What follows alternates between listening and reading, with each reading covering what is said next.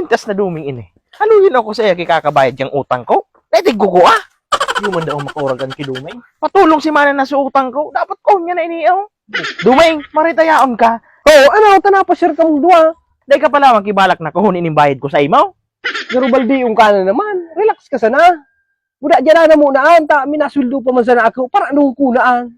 Ay daay, magkakaurag na ako kani sa imaw. Ano may balak ka palawang na singilon ako kang utang ko sa imaw?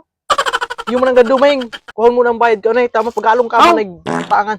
Kahaloy-haloy na kang utang ko. Dahil mo kagisingil pagalong kang utangan. Ang ano naman na dunong muan. At ananday ko pa man nga na ang kaipuhan. Namumroblema man nga na kung paano po gastuson ang mga kwarta ko dyan sa laog. Mabagason pa ako dyan. Kaya dyanon munaan. Ay daay, kung araw ka kaan, dahil na ako mautang-utang sa imotro. O sa kuya na sana ah. Daay, kiduming inay. Ay manig ko kuha di sa kuya na. Daay, dapat ko niya ni tabayad ko ni saya. Kwarta niyo bagay inay.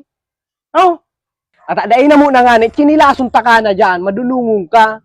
Buda daay ka mag-arog ka na, daay ka na mautang sa kuya. Daay ka na sana nga na nakatabang sa kuya para mabawas-bawasan ang kwarta ko. Daay ka pa mautang.